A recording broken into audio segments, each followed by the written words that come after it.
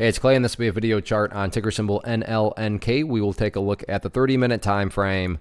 Real quick, what do I mean by 30-minute in case maybe you're new to charts? Instead of each one of these candlesticks here representing 1 day's worth of price action, which is what you would normally see, each one represents 30 minutes. So while this here may look like several days worth of time, it's actually today's price action broken down into 30-minute time slices.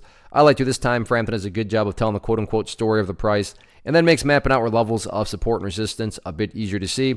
Very nice movement today, not only from the price action perspective, but if you look down here at the volume, well above average volume on the day. So a lot of eyeballs on this one. So let's map out some areas of support, and then we can talk levels of resistance.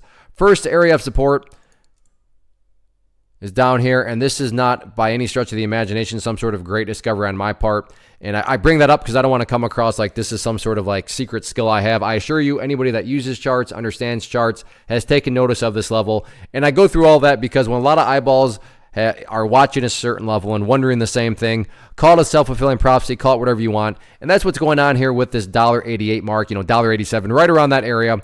And, so when a lot of people are doing that, that can create some very dynamic price movements. And that's an area of support where I'm not going to call it a do or die, meaning if the price falls below there, that implies the entire chart is ruined. But yeah, definitely from a preferable standpoint, if the price could stay above there, that would, give things a good, healthy consolidation. Because, if you stop and think about it, and I'm not saying the price is headed down there, but if the price were to go down there, and then behave in that manner and then start to work its way back upwards. Again, from the big picture point of view, what would you still have? Well, you'd still have a good firm set of lows right there. You'd have that little consolidation there, and then you'd have those lows down there. And if you envision each of those as stair steps, well, then big picture-wise, you'd still very, very clearly have stair steps progressing in the upwards direction. And that's what you want to see, assuming you care about the big picture point of view. I do realize, and I say that because if you are some sort of day trader or scalper or flipper, whatever you want to call yourself, and you bought right there, or you bought right there and your plan was to buy and sell within, 8 minutes. Well, then, yeah, from that point of view, you probably don't really care about that $1.88 mark. But as far as people that care about the general framework of things, then, yeah, that $1.88 area, definitely an important level. Now, as far as levels of resistance are concerned, at this point, it's all about this area. That's not what I wanted to do. Right here at, let's see, what is that?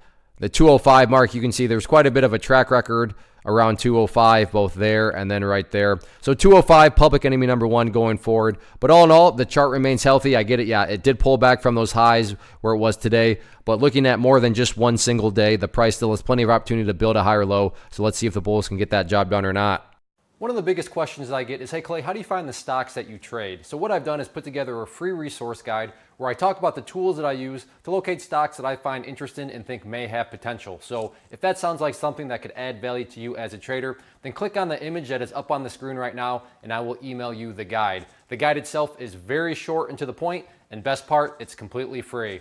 Thanks for watching the video. Let me know if you have any questions.